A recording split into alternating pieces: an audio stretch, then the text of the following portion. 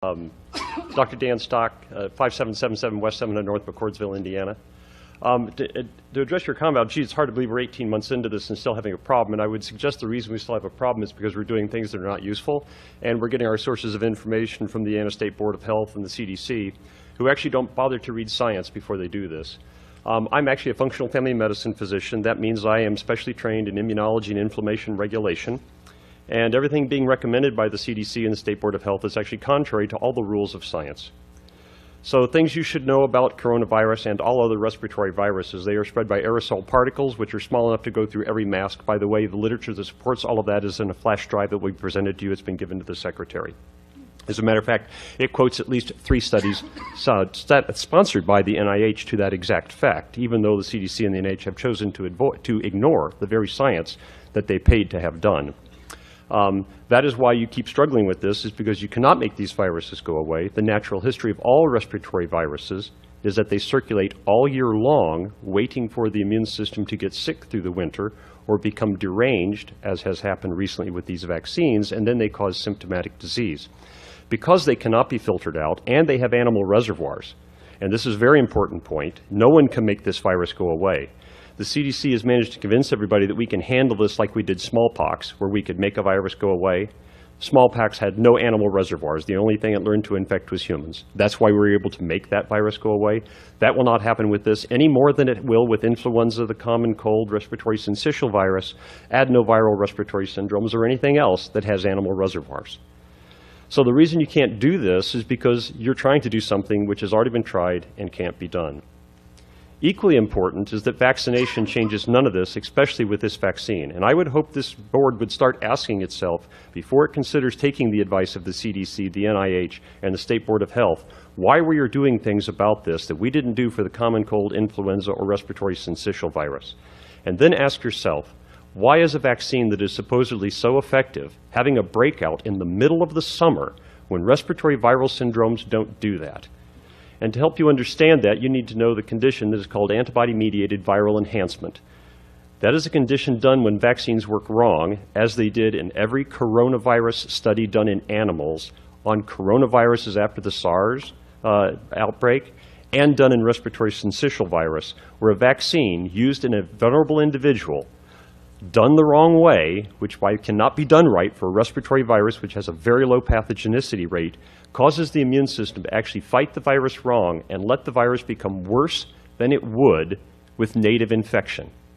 And that is why you are seeing an outbreak right now. And in fact, in that flash drive you're going to have coming to you, and in the emails with 6 extra, will be a study showing that 75% of people who had COVID-19 positive symptom cases in Barnstable, Massachusetts outbreak were fully vaccinated.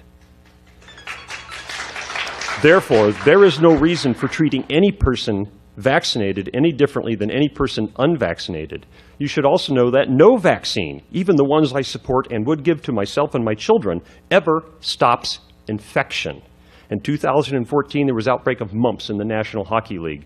The only people who came down with symptoms were the people who were unvaccinated or unknown vaccine status. Boy, that sounds like a great argument for vaccines. But a question that you should ask yourself, knowing that half of the people who came down with symptomatic disease had no contact with an unvaccinated or unknown vaccine status individual, where did they get the disease? And the answer was from the vaccinated individuals. No vaccine prevents you from getting infection. You get infected, you shed pathogen. This is especially true of viral respiratory pathogens. You just don't get symptomatic from it. So you cannot stop spread. You cannot make these numbers that you've planned on get better by doing any of the things you're doing, because that is the nature of viral respiratory pathogens. And you can't prevent it with a vaccine because they don't do the very thing you're wanting them to do.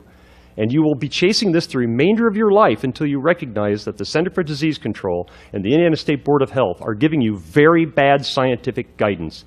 And instead, read the articles that are going to come on the email and are on this flash drive, and listen to the people in this audience here tonight who actually have recognized the advice they are getting from the CDC and the NIH is counterfactual.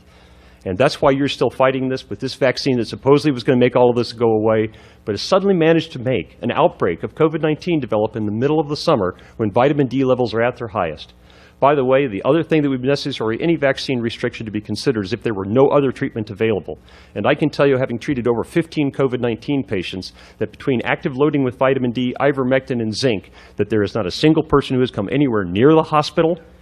And we already have studies that show that if you achieve a 25 hydroxyvitamin D level greater than 55, your risk of COVID-19 death will drop down to 1/4 of the population average for the United States.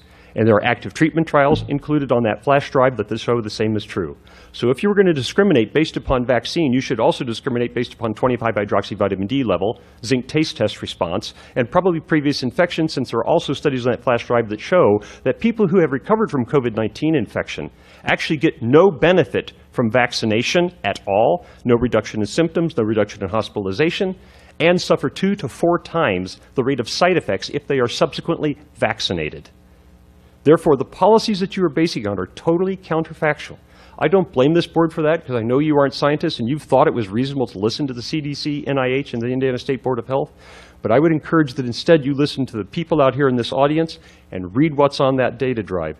And if anybody here in this board has any questions about anything on that, I will happily come back and sit with you individually if you would like to explain the science behind this. And if you're worried about being sued by somebody because you don't follow the guidance of the CDC and the NIH, I will tell you have a free pro bono expert testimony at your disposal. I will testify in defense of this board, turning down all these recommendations for free at any time in any court. Thank you. Thank you. Thank you.